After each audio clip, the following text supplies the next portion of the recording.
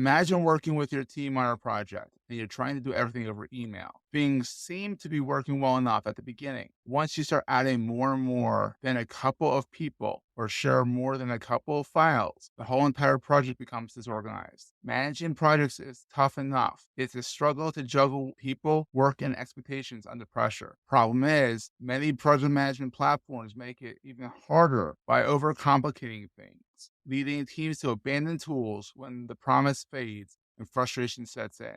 That's when teams turn to Basecamp. Famously straightforward and effective, teams stick with it, and projects thrive on it. Basecamp makes collaborating on projects easy without having to waste time. Teams that use Basecamp send less email and have fewer meetings. If you are struggling with projects, sign up for Basecamp.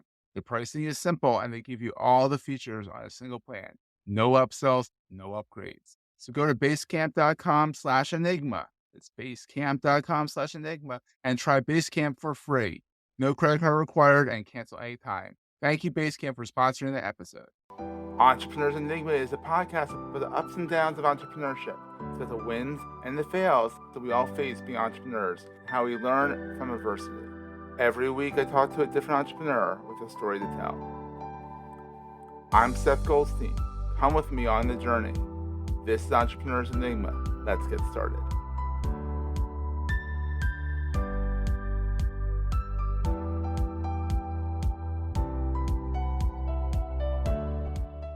Hey everyone, welcome to another edition of the Entrepreneurs Enigma podcast. I'm Seth. With me today I have Kevin Hart of Aireal, which is not the mermaid, and it's not necessarily a drone company. It's an AI, and correct me if I'm wrong, let me see if I can get this. It's an AI building augmentation company, like where you can see the building before it's built and kind of within the space that you're at. Is that kind of what, am I getting that right?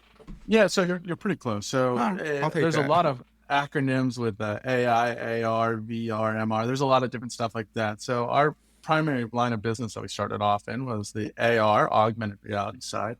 But as we expanded, especially with our product offerings, there are components of our offering that have AI, artificial intelligence, baked into it. So not completely off track there, but yeah, you're right on. That's pretty cool. And I guess you do use drones when you need to get like a certain view and stuff like that as well, right? Yep. Once again, it's a component of our business, but not necessarily the core competency. The root of the name comes from a part of our IP that we actually have granted to us on the ability to sell volumetric digital real estate, or digital real estate, like the domain name of the real world. So that's where the air component came in, because it's literally these volumetric blocks. And then the real side of it came in from the quality of the experience that we have to offer. Now, our business model has shifted us different ways, but the one thing that has always remained constant is the name Aireal. That's cool. And I like when there's a name, it's not just because it's cute or it's clever or something like that. It actually means something. And that there's some thought behind it, which is really neat. So you've been at this company since 2013, right? Correct. So not quite a startup, but I guess a long startup, if anything, right? It's certainly, that's one way to think about it. You know, the one thing that I'm a big believer in is that if you're starting a company in the emerging technology space, you do have this long startup mentality, especially if you're on the front end bleeding edge of it when you begin, because you're along for the ride of how people are adopting it, being educated by it, and how they're actually implementing it as well. So finding that product market fit, you're constantly evolving with the way that the technology is. So long story short, it is a long startup in that sense. We're going to take a quick break, hear from our sponsors, and get right back to the show. You may know you are listening to this show along the Marketing Podcast Network, but did you know there are other great shows on MPN to help your business? Izzy House hosts a great podcast called the Space Marketing Podcast. Izzy, tell us what these fine folks will get out of listening. Space Marketing Podcast is where we explore marketing principles, strategies, and tactics through the lens of space. I talk space with some very interesting industry professionals about their challenges and successes with marketing in the new commercial space economy. This show is for business leadership, entrepreneurs, and the space curious. Wow. And where in the universe can people subscribe? All of the major channels, and you can also find it on MPN and spacemarketingpodcast.com. You heard her. Go subscribe. Yeah, when you think about it, like AI, AR, VR, all that stuff back in 2013 is nothing like what it is today. It's completely evolved, and I'm sure have had to adjust along the way to make sure that you are still ahead of the game, ahead of everybody else. You're absolutely right. And especially when you're trying to introduce a new iteration of it to the space, you want to introduce something that adds value. This is like one of our biggest sticking points is that generally speaking, a lot of augmented reality technology that's out there is still very novelty based, but the power that it actually has to offer value is immense. And so making sure that people are having and understanding the proper use cases of it to make the greatest impact is key for us as well. So you have not only the technology side, but the application and intentionality of that application is something else that has to be taken into consideration. Yeah, so who uses this? Is this more like architects and builders, or can this be used for like real estate as well? Oh, absolutely. So it can be used across anywhere in the architecture, engineering, and construction space as a whole. So that includes your architects, your master plan developers, your builders, so on and so forth. It has a role that it could apply to everybody. But when we moved into this space, we say we want to go like an inch wide and a mile deep and get hyper focused on one specific segment. And we did with single family residential home builders. Wow. And the reason we went that route is because one, it's probably one of the most complex ways to go because there's so many variations in homes. There's so many variations in elevations, materials. It's probably one of the more complex routes to go. But most importantly for us is there is a lot of emotion tied to that purchase. And so we knew if we could prove the value that we add from like a visual articulation standpoint and help create unified expectations between the builders and their end customers, that we would prove our worth and how it actually helped that whole entire customer journey. And we did just that. So since we perfected that process and that, we've now since expanded out into commercial developments, including like restaurants and offices. We've done multifamily. So there's constantly ways that it could be applied across the spectrum. People have to check out the website, aireal.com. It is a really snazzy website, and that's coming from a guy who designs websites. But the user journey is really cool. I mean, you could spend like a half an hour just clicking around and like, ooh, that's kind of neat. Ooh, that's interactive. So check it out. So Kevin, what is the best thing about being the CEO and the entrepreneur behind Aireal? That's a really good question. Prior to founding Aireal, I was a national user experience lead of a large IT consulting company, creating like UX strategies for multiple Fortune 500 organizations. And I will say, like, the one difference between being in a role like that versus having your own company is that you do not have any glass ceilings on what your creativity is or what the possibility is, or even the roadblocks that are in place. That really falls onto you. So that's the one thing that excites me every single day when I wake up, no matter if it's a tough day, if it's a better day than the day before. It always is that I have no limitation on our ability to create. And so that's pretty exciting and pretty much keeps my mind active 24/7. Oh, I'm sure. I'm sure you sleep well at night after a long day at work trying to just get things rocking and rolling, right? You'd be surprised. I'm sure. So what keeps you up at night? What's the scariest thing about being an entrepreneur? I feel very closely tied to our employees and their families, and just knowing that we're giving them the best platform to succeed in their future as well. You know, it's very humbling to know that this is a concept that I had as an idea while I was sitting in class in college, and I drew out a business plan and all this. And then here it is now with nearly 20 full-time employees that we're providing for and making sure that they got food on their table. And it all came out of this idea. So just making sure when that you should have been paying attention to class. Probably, I see what it is. Probably, you should have been paying attention. Well, you remember what class it was? I don't, not off the top of my head, but I still have the notebook where I drew out the plan. So I could probably look at the notes before and after it and figure it out. And figure out, well, that class was tiring, but I came up with the idea. I mean, that's kind of neat. You know, tell your professor, well, I wasn't paying attention to you that day, but, you know, I came up with this great idea for a company. It's now fruition. So what is the most important thing to carry with you all the time? Physically, or it can be anything. It can be both even. I would put it like this. So the one thing that I do, a lot of us work remotely. We only go into the office if necessary for group meetings. But here at my home desk, I have an Alexa sitting on my desk. and it's one of the ones that has a screen. And I constantly have a slideshow of my family playing on it. Aw. And the reason that I do so is because you'll know as an entrepreneur that you'll never have just a good day. You'll never have a bad day, but you have a ton of ebbs and flows throughout each and every Yes. day. Mhm. And you get the highest of highs and the lowest of lows. But like when you get down in those low moments, it always is good to kind of have that foundation. Like, what is it that you do this for? What is your why? And being able to look at that and see my wife and my baby girl on there and Aw. have that refresher of like, this is why you go through this every single day. That's my number one why. And so having that as like that form of like visual feedback of encouragement is really key to me. And the same thing applies. They're on the back of my phone. It's like everywhere I go, I have that refresher to kind of reset me if I'm having a rough moment. That's fantastic.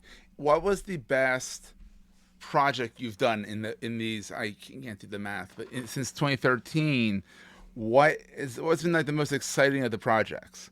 Like, was it residential? Was it more the commercial? Did you do a project that you're like, holy crap, I can't believe I did this project? Yeah, I mean, I think every project has its benefits because you learn something new from every single one. So like to give you an example, there was I did this course around design thinking, and one of the things they talked about is like the concept of what deja vu is, where you feel like you're experiencing the same thing.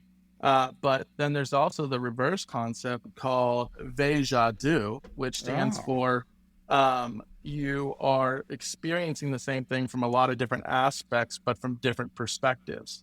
And so that is really the kind of work that we're in. Like, even if we're dealing with a lot of single family home builders that you think they're putting out the same product, their why for reaching out to us and their intention is significantly different than from one of their competitors.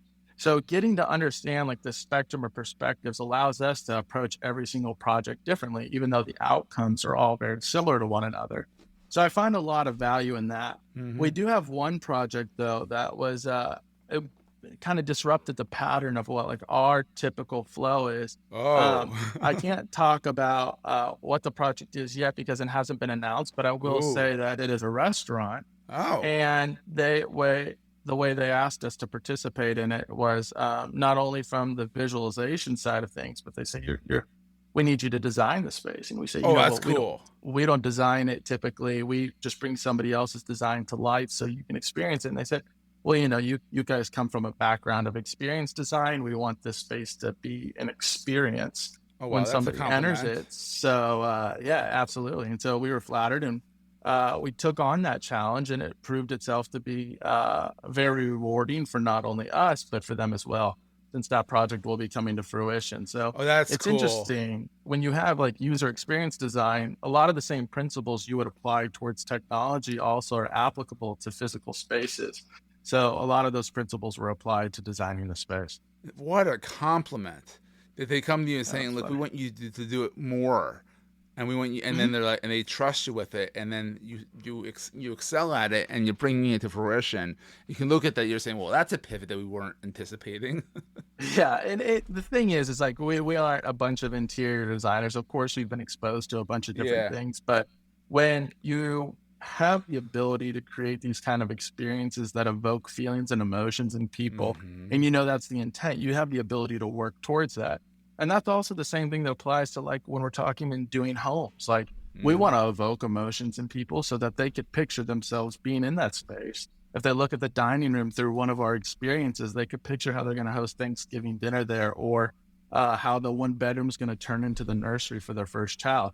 It's things like this that we want to start kind of painting that picture for people so that their imagination can start to connect the dots that this is going to be their future. It's amazing what you pick up when you work with another designer or interior decorator. You might not know that you're learning something, but like later on, you're like, wait, I have this knowledge. I have an idea where it came from, but we can do this now. Nice. Absolutely. It is certainly refreshing. And I think it's always good to put new challenges on our team. Yeah, because then you don't get comfortable and you don't get complacent. Exactly. And that's kind of key. So Kevin, what's the best place for people to find you? Like, where's your watering hole online? Yep. So you can go ahead and connect with me on LinkedIn. Easiest way to find me is Kevin J. Hart. Okay. Of course, I share the same name as a comedian. So if you were to just Google Kevin Hart, there's going to probably be a lot more results than myself. Yeah, I think so. Yeah. The easiest way to find me is Kevin J. Hart on LinkedIn. Send me a message. Let me know that you heard about me on here, and I'll be happy to respond and share more with you. Yeah, and check out his website, Aireal. If you're just trying to get, like, if you didn't get kind of the full picture of what they do, the website, your website does is, experience design. You do a good job of evoking that in your site. So good job. Thank you. I appreciate it. We're in the process right now of also updating it with our kind of latest and greatest videos and screen recordings of our technology in action. The ones you see on there are a couple years old. So oh, wow. It's gotten even more impressive since then. So I would say if you go to the website, the number one thing to do is click the sign up for a demo portion. That is not a sales call. Pretty much only educational. We like to learn about you, what your needs are, but also we'll show you the whole gambit of how the technology works, give you a live demo so you can kind of see the impressive quality that we have. And if there's steps to move forward that you find appropriate, of course, we would love to take them with you. But if you're looking just to explore and learn more about the technology, we're more than happy to educate as well. That's fantastic. And all this came from a notebook in a class that you weren't paying attention to. Love it. I guess you could frame it that way for sure. Exactly. We won't tell your professor, but it's amazing how ideas just come and then you can run with it. And that's the whole idea of the entrepreneurial journey. So, Kevin, thanks so much for being on the show. And we'll see everyone. Pleasure. Yeah, and we'll see everyone next week. That was a great show. Hey, if you're enjoying Entrepreneurs Enigma, please give us a review on the podcast directory of your choice. We're on all of them. And these reviews really help others find the show. Also, if you're getting value from the show and want to buy me a coffee, go to the show notes and click on the link to help me stay awake while I bring you more great episodes to your ears. That's in the show notes, and I look forward to the next episode. Take care, guys.